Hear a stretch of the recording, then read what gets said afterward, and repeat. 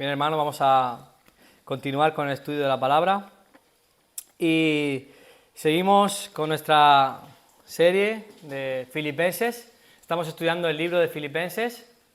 Es una carta del apóstol Pablo que escribió a una iglesia que se encontraba en Europa, en la zona de Macedonia, al norte de Grecia. Y el tema de hoy, que nos ocupa en Filipenses capítulo 2, versículos 14 al 18, es cambiando la queja por gozo. Cambiando la queja por gozo. Pecados respetables. Así es como se titula un libro que el cristiano Jerry Bridges escribió y que trata sobre aquellos pecados que normalmente respetamos, que pasamos por alto como si no lo fueran en nuestro día a día. En esa lista de pecados que él pone en el libro aparecen pecados como la impiedad, la ansiedad, la frustración, la falta de contentamiento, la ingratitud, el orgullo, el egoísmo, la impaciencia, la ira. Todos estos son pecados, por así calificarlos, respetables o que de alguna manera pasamos por alto. Y esto sucede porque son pecados que quizás no son tan visibles delante de los demás o tal vez no tienen tantas repercusiones en nuestra relación con las personas, no hacen tanto daño como otros a los demás, que entonces solemos tolerarlos. Incluso los normalizamos o incluso los justificamos. Creemos que no pasa nada por reaccionar de estas maneras. Al fin y al cabo somos humanos. Si somos hijos de Dios, como vamos a ver en este texto, si somos creyentes que queremos agradar a Dios en toda nuestra manera de vivir, entonces somos llamados a ser santos en cada área. Y eso implica no ser permisivos y tolerantes con aquellos pecados que aparentemente no hacen daño a nadie. Dios no ha dejado este tema sin tratar, sin hablar de él. O no ha dejado el tema de la queja como algo que no le importa, como algo que podemos hacer lo que queramos, como algo que es bueno. Sino al contrario, que nos da mandatos claros porque este pecado no le agrada. Por ello, en el pasaje que vamos a estudiar esta mañana, la palabra de Dios va a mostrar dos mandatos que debes obedecer como hijo de Dios para agradarle. Dos mandatos que debes obedecer como hijo de Dios para agradarle. Acompañadme al texto que se encuentra en Filipenses capítulo 2 y versículo 14 al 18. Dice la palabra de Dios: haced todo sin murmuraciones y contiendas, para que seáis irreprensibles y sencillos, hijos de Dios sin mancha, en medio de una generación maligna y perversa, en medio de la cual resplandecéis como luminares en el mundo. Asidos de la palabra de vida, para que en el día de Cristo yo pueda gloriarme de que no he corrido en vano, ni en vano he trabajado. Y aunque sea derramado en libación sobre el sacrificio y servicio de vuestra fe, me gozo y regocijo con todos vosotros. Y asimismo gozaos y regocijaos también vosotros conmigo. Hasta aquí la palabra del Señor en esta mañana. Vamos a ver dos mandatos que debes obedecer como hijo de Dios para agradarle. El primer mandato es: haz todo sin quejarte. Haz todo sin quejarte. Lo vamos a ver de los versículos 14 al 16. Fijaros el versículo que acabamos de leer, el versículo 14. ¿Qué dice? Haced todo sin murmuraciones y contiendas. El verbo hacer está en imperativo.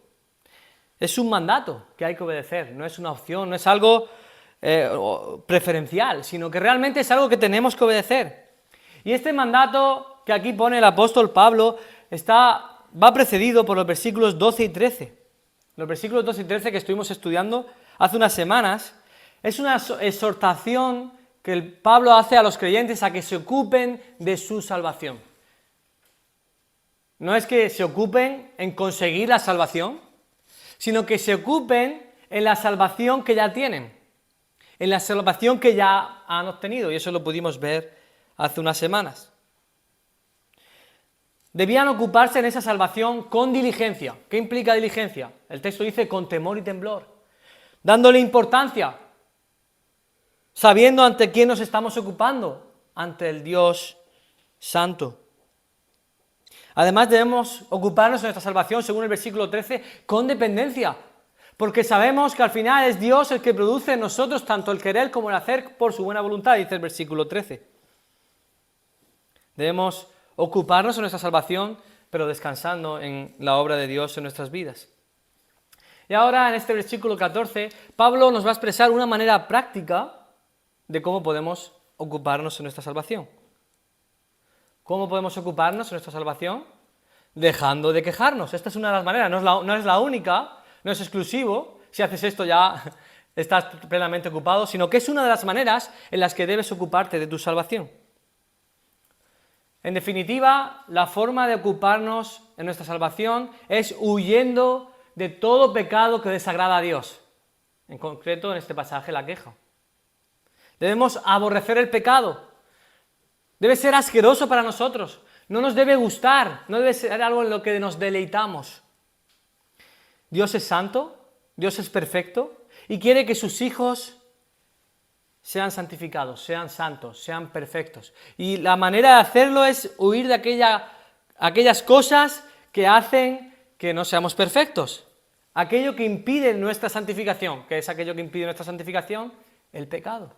En concreto, en este pasaje, el pecado sutil de la queja.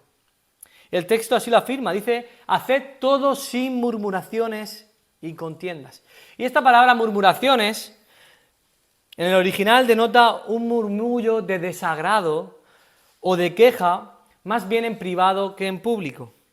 Es una respuesta negativa frente a algo que para nosotros es desagradable, algo que no nos gusta, algo que nos es molesto, algo que nos frustra. Y la queja surge de una idea egoísta de que eso que está sucediendo es algo que no me merezco, que es algo inmerecido, y por lo tanto me quejo. Esta palabra, que se traduce aquí por murmuración, aparece varias veces en el Nuevo Testamento y siempre se refiere a una queja contra otra persona. Los obreros, en la parábola de la viña, si vamos al Evangelio, vemos que cuando Jesús está contando esto, es una parábola que habla de unos obreros que el padre de familia contrata para que vayan a trabajar a su viña. Y los contrata al principio de la mañana, pero luego a media mañana sale otra vez a la plaza y llama a otros para que trabajen en su viña. Y luego a media tarde llama a otros para que trabajen en su viña. Y luego a medianoche, cuando ya está a punto de terminar la jornada, llama a otros para que trabajen en esa viña. Y al final de la jornada, el padre de familia decide darle a todos lo mismo. Le da un denario a todos los jornaleros, independientemente si han trabajado más o menos. ¿Cuál es la respuesta de los jornaleros que habían comenzado a trabajar desde el primera hora de la mañana? El texto dice que murmuraron contra el padre de familia, se quejaron porque pensaban que no merecían aquello que se les había dado, porque estaban poniendo su vista en los demás, no en aquello que habían acordado con el padre de familia. ¿No hemos acordado un denario? Pues así te lo voy a dar. Vamos a poner 1 euro para que nos entendamos. No vamos a acordar 1 euro, aunque eso espero que por una jornada de un día nadie lo haga. Entonces, ¿qué más tiene que yo haga con los demás lo que yo quiera? Soy el dueño soy el padre de familia.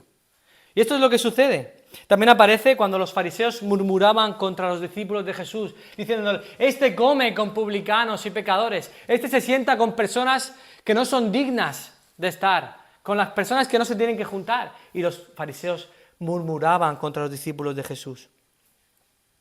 La queja es una reacción negativa, fruto del desagrado y la insatisfacción por lo sucedido. El pastor Miguel Núñez dice así, la queja es un pecado grande porque es ingratitud contra Dios. Es la expresión externa de la ingratitud interna hacia lo que Dios está haciendo en tu vida. Acompañando a esta palabra murmuración, añade otra el apóstol Pablo, murmuraciones y contiendas. La Biblia de las Américas traduce discusiones, otra traducción. Y esta palabra tiene que ver con cuestionar la decisión de otro. Poner en duda o discutir una verdad. Es una queja intelectual, razonada. La contienda manifiesta rebeldía, un corazón insumiso a órdenes de situaciones concretas. Y es una actitud que sucede mucho en los niños. Aquellos que tenemos hijos lo podemos ver claramente, también sucede en nosotros. Pero yo muchas veces he tenido que corregir a mi hijo porque conforme va creciendo lo va practicando más. Él razona cada vez más. Y entonces cada vez cuestiona más las órdenes que yo le doy. Cuando le doy una orden y le digo algo que él no quiere hacer, ¿cuál es su respuesta? ¿Por qué? ¿Verdad? Y seguro que también si estamos casados lo hemos hecho más de una vez, más de una vez. El apóstol Pablo es claro aquí con este tema, porque sabe que es un pecado que fácilmente pasamos por alto. Sí, somos rápidos para identificar la mentira, lo vemos rápidamente, espero. Somos rápidos para ver la gritería o la ira manifestada, el odio o incluso el orgullo de otras personas, el nuestro nos cuesta mucho más. Pero la queja, a pesar de ser uno de los pecados que más practicamos, lo vemos como lícito y normal. Lo que estamos manifestando cuando nos quejamos es que estamos insatisfechos con la circunstancia concreta que Dios ha puesto en nuestra vida en ese preciso momento.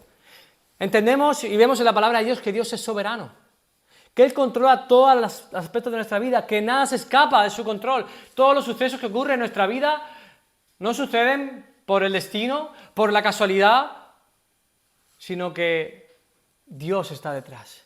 Dios tiene un plan maravilloso que a veces no podemos entender. Y cuando tú en una circunstancia muy concreta te estás quejando contra alguien, estás demostrando que estás insatisfecho con lo que Dios ha decidido hacer contigo en ese preciso momento. La queja y la contienda son manifestaciones de una actitud ingrata. Pero más allá de eso, Pablo está hablando en esta carta a una iglesia. Y se está refiriendo a la iglesia en su conjunto, a los hermanos de esa iglesia en Filipos que él había plantado en su segundo viaje misionero allí en Macedonia, la primera iglesia de Europa. Y sabe perfectamente que la queja y las discusiones rompen la unidad de la iglesia. Ese es el tema del que viene hablando en los capítulos 1 al final y 2 al principio. Estad unidos en un mismo sentir. Estad juntos en un mismo sentir, en un mismo pensar, en una misma dirección.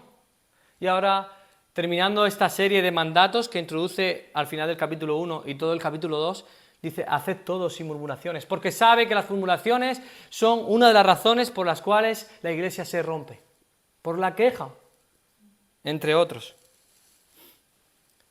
La queja impide el avance de la obra del Evangelio, impide la buena comunión de los hermanos, hacen desagradable, frustrante, como ahora veremos, la labor pastoral, divide y mancha el nombre del Señor. La queja es un pecado grave, es un pecado repulsivo, y no solo porque estamos pecando contra otra persona, sino porque en definitiva estamos pecando contra el mismo Dios. Estamos pecando contra Dios.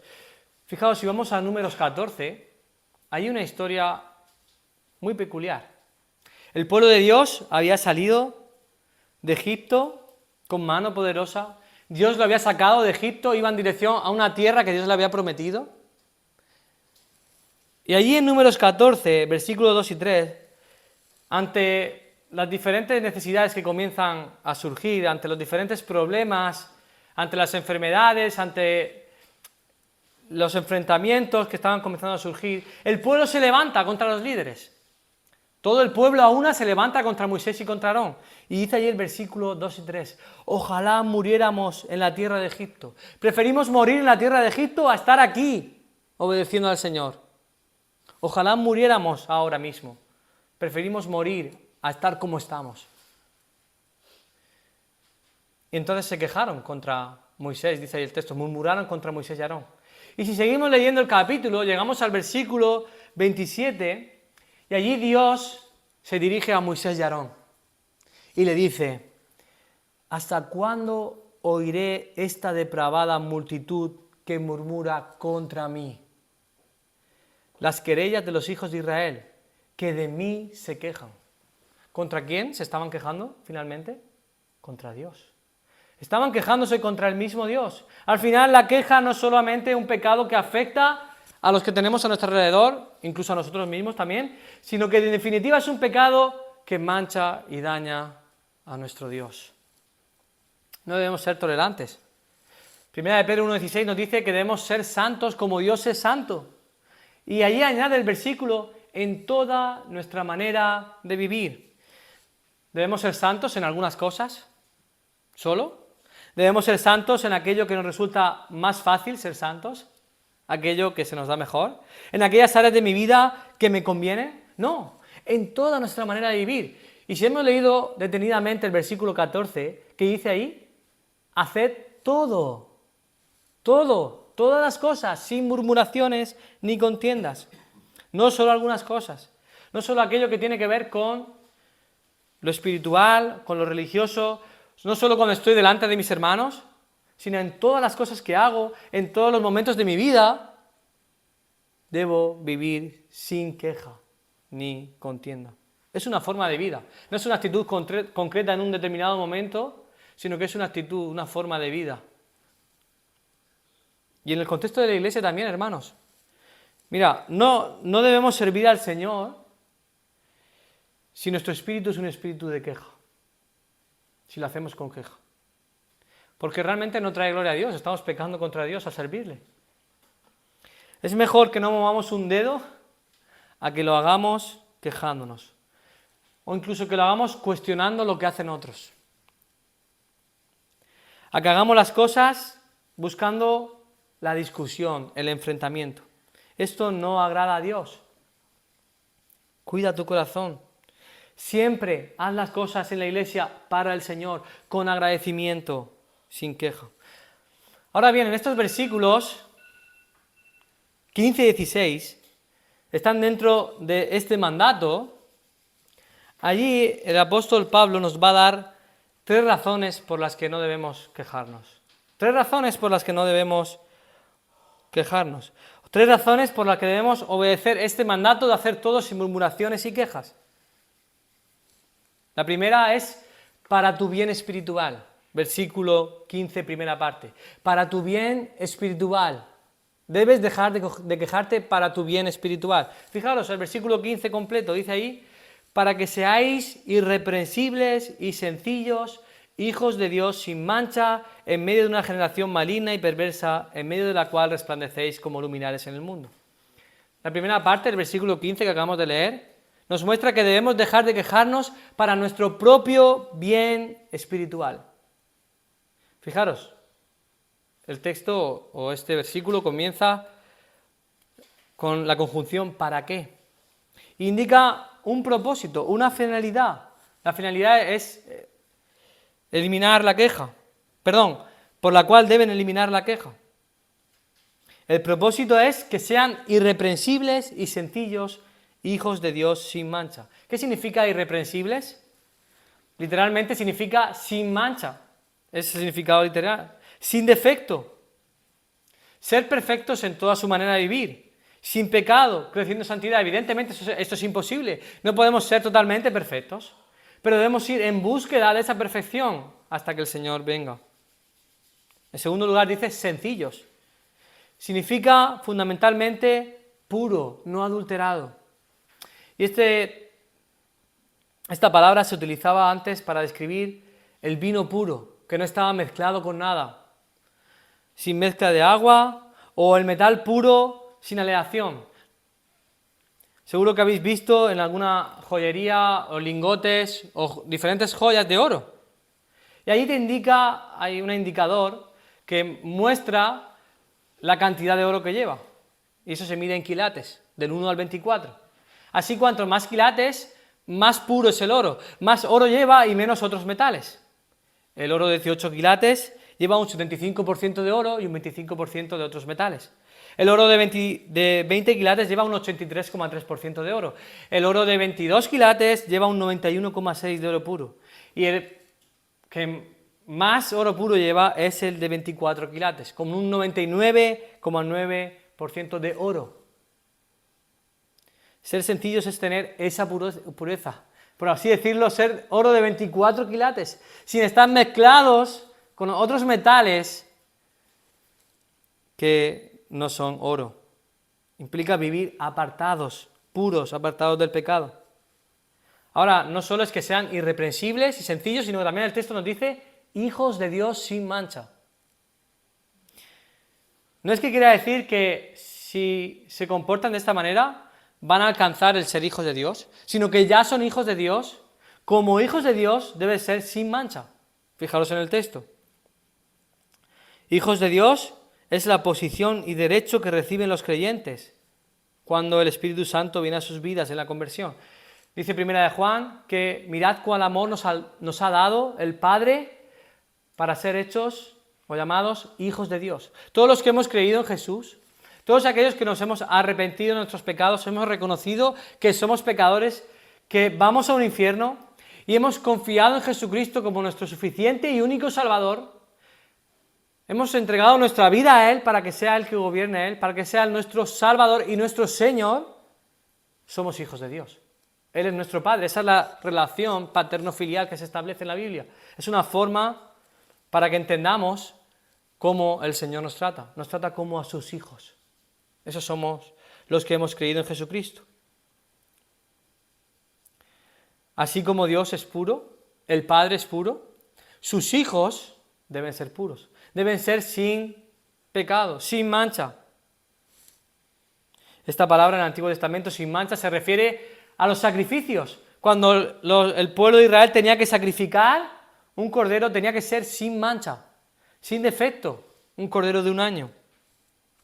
Vemos la relación que hay entre todas estas palabras, irreprensibles, sencillo, sin mancha. Todas se están refiriendo a un proceso de santificación, a vivir sin pecado, a ser puro. Debemos huir de las quejas para nuestro bien espiritual, para ser santos, como Él es santo. Fijaros hasta qué punto es importante nuestra santificación, ir creciendo en cada vez ser más limpios y más puros. Es tan importante que Cristo se entregó por su iglesia para tal logro. Si vamos a Efesios 5:27 nos dice ahí que Cristo amó a la iglesia, se entregó a sí mismo por ella, murió por ella, y dice allí el propósito para el cual se entregó por ella, para santificarla, habiéndola purificado en el lavamiento del agua por la palabra, a fin de presentarla a sí mismo una iglesia gloriosa, que no tuviese mancha, ni arruga, ni cosa semejante, sino que fuese santa y sin mancha. El propósito, o uno de los propósitos por el que Cristo amó a la iglesia, se entregó a sí mismo por ella, es para nuestra santificación, para que seamos perfectos en el día de Cristo. Y ese es el proceso en el que nos encontramos. Para ello debemos huir de la queja, porque es necesario para nuestro bien espiritual. Fijaros, hermanos, en Santiago 5:9 dice, no murmuréis unos con otros, y es un sinónimo de queja. No os quejéis unos con otros, para que no seáis condenados. ¿Hasta qué punto es importante la queja? La persona que vive en constante queja demuestra que no ha entendido el Evangelio y que su fruto es de condenación. Seguro que muchas veces nosotros hemos intentado seguir una dieta. Yo, si habéis hablado conmigo, siempre es algo que tengo en mente. Comenzar una dieta. En este caso, para perder algunos kilos que ya sobran después de 10 años de matrimonio. Bueno, 7 años de matrimonio y 12 años de novios. Pero muchas veces intentamos hacer dieta para perder peso, para mantenernos sanos. Y una de las claves para perder peso es no comer ciertos alimentos, aparte de otras cosas como hacer deporte, y bueno, ya sabéis cómo está todo este tema en las redes sociales, lo famoso que es el coaching y todo esto, pero una de las cosas cuando hacemos dieta y cuando vas al nutricionista, una de las cosas que te va a decir es que dejes de comer ciertos alimentos que te perjudican y que impiden que pierdas peso. Que dejes de comer muchos carbohidratos, aunque son necesarios, pero que dejes de comer carbohidratos y que dejes de comer grasas. ¿Y cuál es el problema cuando hacemos dieta muchas veces? Que sabemos lo que tenemos que hacer, sabemos que no debemos comer esos alimentos, pero muchas veces nos tomamos ciertas licencias porque pensamos que no va a pasar nada. Bueno, por uno que me coma, no va a pasar nada. Todo va a ir bien y al final perderé peso. Y así cada día. Bueno, por esto que me pase, por esto que coma con azúcar, por ahora que coma este plato de pasta, no me va a pasar nada. Y nos vamos tomando ciertas licencias porque pensamos que al final no va a afectar en el resultado de la dieta. Sin embargo, vamos al peso el lunes, que es cuando se suele ir, ¿no? El lunes por la mañana vamos al peso y nos damos cuenta de que no hemos perdido ni un gramo. O si estás en una dieta para mantenerte saludable, no has perdido la grasa que querías perder y la has cambiado por músculo. Y los pecados como la queja, las discusiones, cuestionar, contender, son un estorbo para una dieta saludable y rica que el Señor demanda de sus hijos. Necesitamos dejar de quejarnos para nuestro bien espiritual, para tener una dieta saludable. No debemos tomarnos licencias y justificarlo como que no pasa nada. Ante Dios es un pecado grave.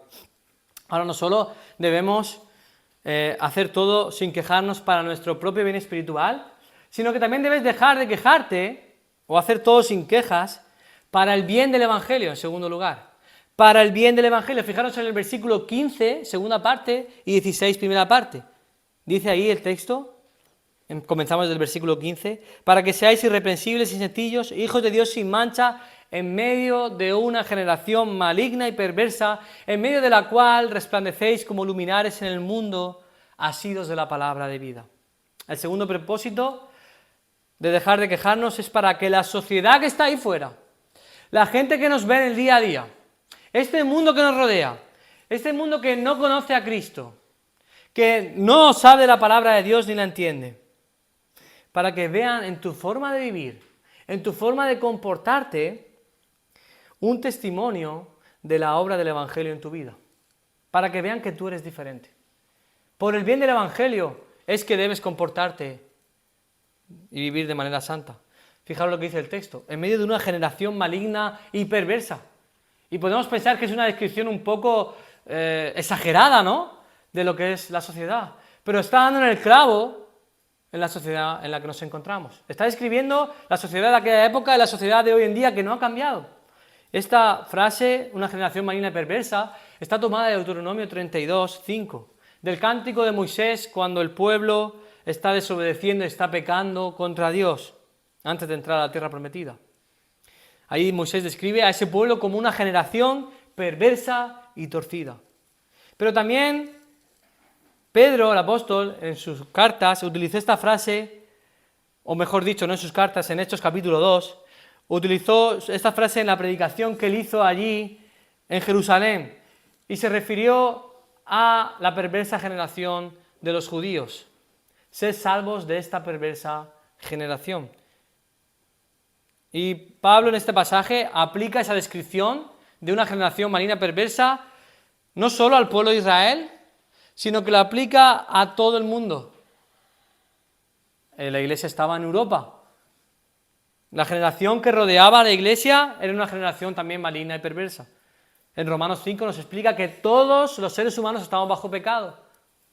Todos somos pecadores. Y al final de este versículo 15 hemos leído que resplandecen como luminares en el mundo. Se está refiriendo a todo el mundo, no solo a una generación específica de un tiempo determinado. La palabra maligna es escolios, que significa literalmente torcido. ¿Os suena esta palabra, escolios? De ahí deriva nuestra palabra en español, que es escoliosis, que se utiliza para describir cuando la columna está desviada, torcida. En el sentido espiritual se refiere a algo que es moralmente torcido, perverso, rebelde. Y luego también utiliza la palabra perversa, que es un sinónimo. Denota distorsionar o torcer. Esta generación, este mundo, es descrito aquí como un mundo torcido. Un mundo caído, un mundo perverso. Está describiendo la realidad de la sociedad hoy día. La sociedad de hoy día no anda por el camino recto, no va en la dirección correcta, sino al contrario se desvía de la norma perfecta y el estándar que Dios establece para este mundo. tal y como describe Salomón en Proverbios, dejan los caminos derechos para andar por sendas tenebrosas. Sus veredas son torcidas y torcidos sus caminos. Así es como es este mundo. Está en oscuridad, sumido en el pecado, deleitándose en la práctica del mismo como algo bueno y algo en lo que debes introducirte. Rechazan a Dios deliberadamente. No quieren saber nada de Dios y de su verdad, de sus mandamientos, de lo que Él ha dejado para el mundo que Él ha creado. Ahora, los creyentes se encuentran en medio de esta sociedad, que es descrita como maligna y perversa. ¿Y cuál es la razón por la que se encuentran en medio de esta generación, en medio de este mundo? Dice ahí el texto, en medio de la cual resplandecéis como luminares en el mundo. El apóstol Pablo se está refiriendo literalmente a una estrella que brilla, a una luminaria. Una estrella que brilla por la noche en medio de un cielo oscuro y de una tierra oscura. Allí la estrella se ve y se deja ver. Si sales a una zona de campo, quizá aquí por las noches, o a la sierra, ahora ya en la ciudad no lo puedes ver prácticamente. Yo me acuerdo cuando era un niño que salías al pueblo y podías ver las estrellas, no sé qué ha pasado, ahora prácticamente casi no las puedes observar. Pero cuando vas a una zona de campo aquí por la noche o vas a la sierra, quizá ahí donde mejor se puede observar, allí se puede ver como estrellas que están, la más cercana, a 50 billones de kilómetros, a 5 años luz de aquí, como esa gran luminaria es tan fuerte su luz, brilla de tal manera que se puede observar con el ojo humano desde el planeta Tierra. Así es como resplandece el creyente en medio de la oscuridad de un mundo caído y perverso. Ahora Pablo nos muestra la herramienta para poder resplandecer. ¿Cuál es la herramienta? Dice el versículo 16, asidos de la palabra de vida. La Biblia de las Américas y otras traducciones traducen sosteniendo en alto la palabra de vida. La palabra de vida es una referencia al Evangelio. En varias ocasiones, tanto Jesús como sus discípulos, como luego los apóstoles, se refieren al Evangelio, al mensaje del Evangelio, al mensaje de salvación como las palabras de vida. Palabras que traen vida a los que están muertos. Pero por extensión es una referencia a toda la Biblia. Toda la palabra de Dios que viene de la boca de Dios son palabras de vida. Porque toda la palabra de Dios apunta a Cristo. Por lo tanto, todo lo que vemos recogido en las Escrituras es palabra de vida. Ahora dice ahí que estemos asidos de la palabra de vida o sosteniendo en alto la palabra de vida. Y aquí hay un debate entre los estudiosos de la Biblia. Por una parte, la palabra aferrarse o asirse puede significar estar agarrado a la palabra de vida, aferrarse a la palabra de vida, aferrarse al Evangelio, aferrarse a la verdad de las Escrituras. Por otra parte, también llegó a significar sostener en algo, sostener en alto a una cosa, sostener en alto en este caso la palabra de vida, levantar en alto. Mi conclusión es que lo que realmente creo que significa asirse es sostener en alto, por el uso del término en otros manuscritos de la antigüedad. Pero por implicación también implica aferrarse a ella. Y ahora voy a explicar un poco qué significa esto. La única manera en la que el creyente puede resplandecer, la única manera en la que el creyente puede brillar en medio de una sociedad oscura, por una parte es sosteniendo en alto el Evangelio. Porque tú por ti mismo no vas a brillar nunca. Tú no tienes poder para brillar, tú no eres nadie diferente a los demás. Tú no eres nadie especial, nadie que ha nacido en una raza o una etnia diferente y que mereces más respeto que los demás. Tú no vas a brillar por ti mismo. La única manera en la que podemos brillar es sosteniendo en alto la palabra de vida. Porque la palabra de Dios nos dice en 2 de Pedro que la Escritura es una antorcha que alumbra el lugar oscuro, dice la palabra de Dios. Es una antorcha que brilla. Además, Pablo en 1 Timoteo describe a la iglesia como columna y baluarte de la verdad, en capítulo 3 y versículo 15. Una columna en aquella época era algo que estaba, y ahora también, aunque casi ya simplemente se ven en los sitios donde hay reliquias o monumentos antiguos, pero una columna es algo que está en alto, algo que si tú lo colocas allí, algo que es alto, y un estandarte es algo que está allí arriba, que si tú lo colocas allí, se deja ver por todo el pueblo, se deja ver por toda la ciudad. Sostener en alto la palabra de Dios es con tu vida, con tu forma de vivir, con tu forma de ser, con tu forma de hablar, que manifiestes, que estés levantando en alto la palabra de Dios, que no estés hundiendo el Evangelio, que no estés manchando el nombre de Cristo, que estés levantando en alto por tu forma de vivir la palabra de Dios, que estás diciendo que lo que la palabra de Dios dice es verdad, porque tú lo estás viviendo. No simplemente declaras la verdad, sino que la vives, y eso es un testimonio, eso es una manera de sostener en alto la palabra de Dios. Ahora, tampoco vas a brillar, por implicación, si tú no estás aferrado a la palabra de Dios, si tú no estás cerca de la palabra de Dios, si tú no bebes, te nutres, estás conectado como todas las noches, quizá conectamos el móvil al cargador, porque de lo contrario el móvil se apaga, no tiene energía por sí mismo, tiene una batería que dura unas horas, pero luego se va a apagar. Por lo tanto, si tú no estás conectado a la energía, si tú no estás conectado a la palabra de Dios, tampoco vas a poder brillar por implicación. Hay una historia en la Biblia que ejemplifica muy bien esto. Fijaos, Moisés van junto con el pueblo, camino de la tierra que Dios le había prometido, y paran en el monte Sinaí. Allí Dios va a descender. Y allí Dios le va a mostrar a Moisés la ley, lo que quiere que el pueblo haga para recibir la bendición de Dios. El pueblo se queda abajo, en la llanura. Moisés sube allí, a la cima de la montaña. La presencia de Jehová en forma de nube desciende delante de Moisés.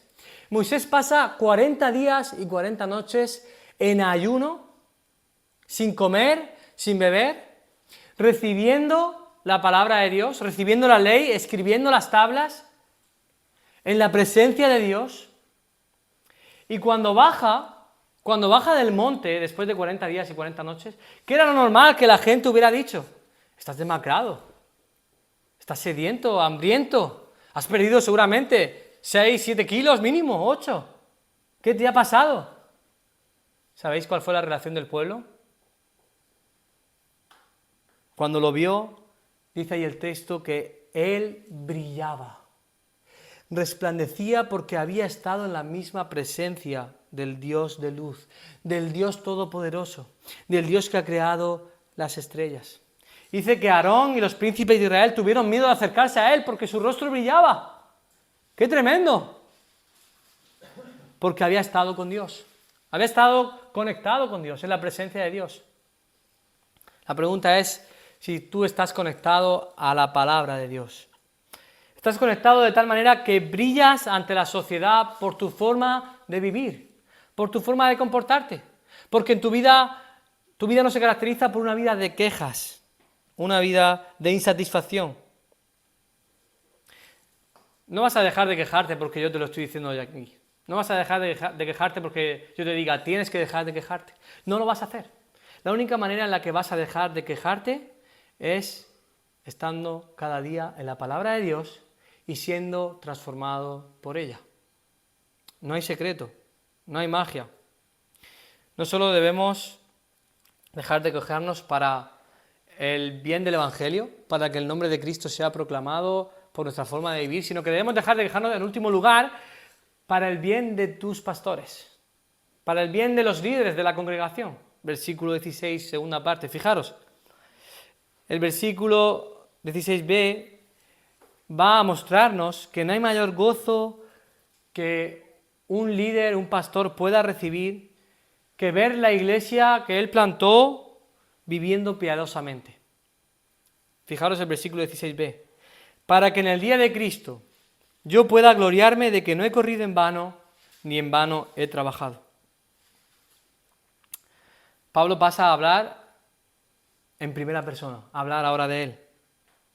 Y su corazón pastoral salta a la vista en su profundo deseo de que los filipenses dejen de quejarse para que él pueda gloriarse en el día de Cristo, porque ha visto los frutos de ellos y que su trabajo no ha sido en vano, que no ha servido para nada. La palabra gloriarse significa jactarse. Puede tener una connotación negativa o positiva, depende del contexto en el que se encuentre.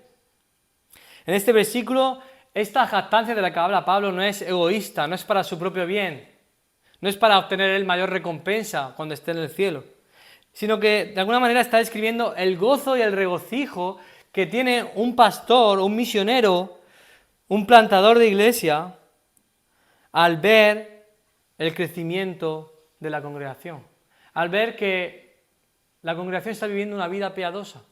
Y al final, cuando él esté en la presencia de Cristo, ver allí a los hermanos, cómo han crecido en santidad, ver el fruto de ellos, ver la recompensa que ellos reciben por el trabajo de Pablo. No hay mayor gozo que Pablo pueda recibir saber que todo el trabajo, todas las fatigas, todo el cansancio, todo el esfuerzo que había hecho para el crecimiento y la santificación de los creyentes había servido para ello. Fijémonos, si vamos al capítulo 4, versículo 1, dice: así que, hermanos míos, amados y deseados, gozo y corona mía, estad así firmes en el Señor. Vosotros sois mi trofeo, mi gozo, mi corona. Lo mejor que yo puedo recibir, de lo que más me puedo gloriar en la presencia del Señor, es ver cómo vosotros habéis crecido, ver cómo vosotros sois santificados, ver cómo obedecéis la palabra de Dios, ver cómo sois más cada día semejantes a Cristo. Y de la misma manera, hermanos, lo mejor que puede hacer un creyente en la iglesia por sus líderes es practicar fielmente la palabra de Dios que ellos han predicado y enseñado, para que en el futuro se puedan gloriar de que su trabajo no ha sido en vano. Pero no solo en el futuro, sino ya en el presente, en su ministerio, para que su ministerio sea fructífero, para que sea un ministerio gozoso, alegre. Fijaros, si vamos a Hebreos 13:17, allí dice la palabra de Dios: obedeced a vuestros pastores en todo. Sujetaos a ellos, porque ellos velan por vuestras almas, como quienes han de dar cuenta. Y ahora dice el texto: para que lo hagan con alegría y no quejándose, porque esto no os es provechoso. Si la obediencia a los pastores, a la palabra de Dios, no es gozosa y voluntaria, esto va a hacer que el ministerio de los líderes sea agotador y frustrante. Si tu espíritu es siempre quejarte por lo que hacen o no hacen, cuestionar constantemente las decisiones de los líderes, las decisiones de otros, vas a lograr que su ministerio se vuelva amargo y desagradable. Vas a conseguir que precisamente no se cumpla el pasaje de Hebreos 13:17, que sirvan con alegría, que tengan gozo en el ministerio. Vas a conseguir que se desanimen. Y esto no va a ser ni provechoso ni para la congregación, ni para los pastores, ni para unos ni para otros. No va a ser provechoso porque el ministerio del pastor va a ser amargo, pero tampoco va a ser provechoso porque el pastor no va a poder cuidarte, pastorearte, enseñarte con libertad. Y eso va a repercutir sobre tu crecimiento y sobre ti también. Debes dejar de quejarte por el bien de tus pastores, obedecerlos con honra, gozo y voluntariamente. Evidentemente hay un límite. No vas a obedecer a una persona, a un pastor, si te está ordenando hacer algo que la palabra de Dios prohíbe. Y tampoco vas a hacer, o vas a obedecer al pastor si te está prohibiendo hacer algo que la palabra de Dios dice que hagas. Fijaros, en el contexto en el que yo siempre he crecido, en la iglesia, he podido asistir a varios reconocimientos de líderes o ancianos. Un reconocimiento es una reunión en la que está toda la iglesia presente y reconocen de forma pública a una persona que va a liderar la iglesia. Va a ser nombrada o reconocida como líder de la iglesia. Y he podido estar en varias iglesias donde ha sucedido esto, que van a orar por esa persona, a orar por el pastor, a reconocerlo, y toda la iglesia da su aprobación. Y es curioso porque después de que es nombrado pastor, lo que suele suceder es que otros pastores se acercan supuestamente a darle la enhorabuena. Pero la frase que recurrentemente reciben estos nuevos pastores de parte de otros pastores más experimentados es: te acompaño en el sentimiento. Te acompaño en el sentimiento. No sé si la habéis escuchado alguna vez. Te acompaño en el sentimiento. Pero ¿cómo te acompaño en el sentimiento? Si la palabra de Dios dice que el que anhela obispado, el que anhela pastoreo, el que anhela ser anciano, buena obra desea, es una buena obra. ¿Cómo va a ser algo negativo? ¿Cómo va a ser algo destructivo? Es una labor grandiosa, preciosa. Pero para aquellos pastores que quieren agradar a Dios y cumplir su palabra, en ocasiones se puede convertir en una carga insoportable y angustiosa. ¿Por qué? ¿Por qué pasa esto? Porque muchas veces, en parte, es que nos enseña la importancia de la santificación, la importancia de vivir vidas piadosas, nos enseña las iglesias. Muchas veces los pastores mismos permiten el pecado en la iglesia, que cada uno haga lo que quiera, lo importante es que vengamos todos aquí, te sientas a gusto, estés bien con el Señor, calmes tu conciencia el domingo y te vayas a tu casa y vivas como te dé la gana. Y cuando pasa eso y lo dejamos pasar, entonces luego ese pecado se manifiesta incluso en contra del mismo liderazgo. Por otra parte, la congregación, al no ser enseñada en la palabra, no está sometida a la palabra. Los pastores sufren porque los miembros dan rienda suelta a la queja. Ese es uno de otros, entre otros pecados. Continuamente cuestionan las decisiones de los pastores y estos actúan siempre con miedo. Y es por eso que se dice: te acompaño en el sentimiento, porque al final, después de una larga andadura en el pastoreo, acaban agotados, de ver cómo todo su trabajo ha sido en vano. Quizá no han hecho todo lo que deberían hacer, pero tampoco la congregación ha respondido en obediencia a la palabra, y el ministerio se vuelve agotador y desagradable. Ahora, vamos a dejar de hablar de otras iglesias. Vamos a pensar en nosotros. ¿Cómo queremos que sea nuestra iglesia? ¿Queremos una iglesia santa como Dios la quiere? Los pastores deben buscar su propia santidad y la santidad de los miembros. ¿Queremos unos pastores que sirvan con gozo y alegría para nuestro bien? Debemos obedecer la palabra para la gloria de Dios y para el bien de los pastores. Hemos visto un mandato claro, en primer lugar, que es: haz todo sin quejarte. Y hemos visto estas 3 razones, ¿verdad? Y ahora en este versículo 17 y 18, para terminar, nos da un segundo mandato que debemos obedecer como hijos de Dios. El segundo mandato es: haz todo con gozo. Haz todo con gozo. Versículo 17 y 18. Fijaros lo que dice ahí el texto. Aunque sea derramado en libación sobre el sacrificio y servicio de vuestra fe, me gozo y regocijo con todos vosotros. Y asimismo, gozaos y regocijaos también vosotros conmigo. Como dijo un predicador, me quedan 10 minutos. Así ya lo sabéis. El mandato que encontramos ahora en la palabra de Dios está relacionado precisamente con lo anterior. Hemos visto que debemos hacer todo sin quejarnos. Y ahora está diciendo: por el contrario, debéis hacer todo con gozo. Gozaos. Deja de quejarte y gózate. Ahora debemos notar que él se describe como un ejemplo de gozo al que debían imitar.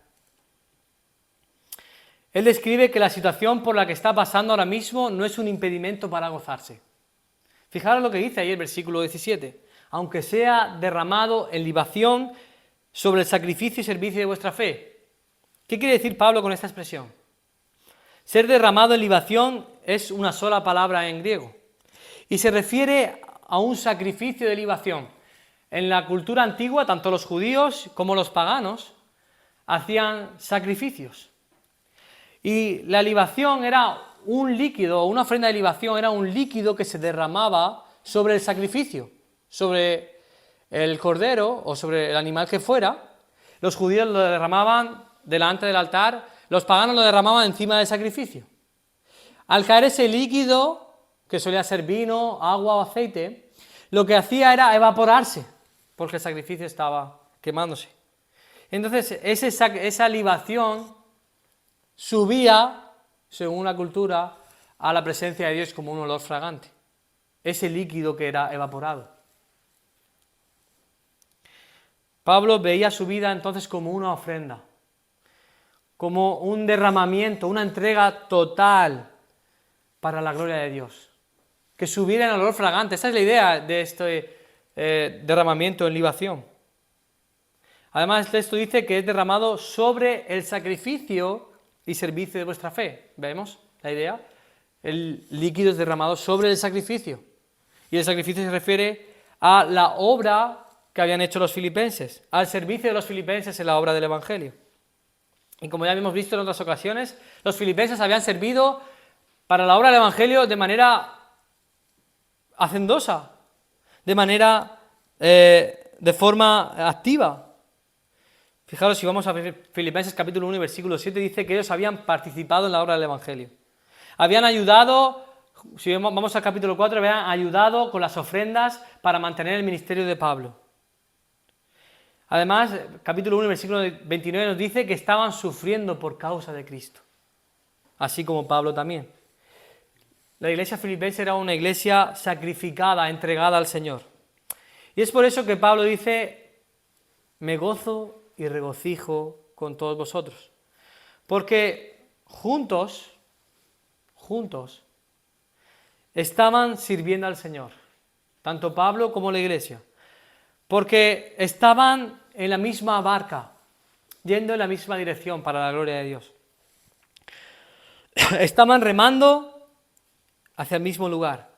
Y porque a pesar de lo que pudiera venir, a pesar del sufrimiento de Pablo, en ese momento estaba encarcelado en Roma esperando la apelación del César, a ver lo que decía, a ver qué juicio emitía. Los filipenses estaban sufriendo la persecución de los judíos allí en su ciudad.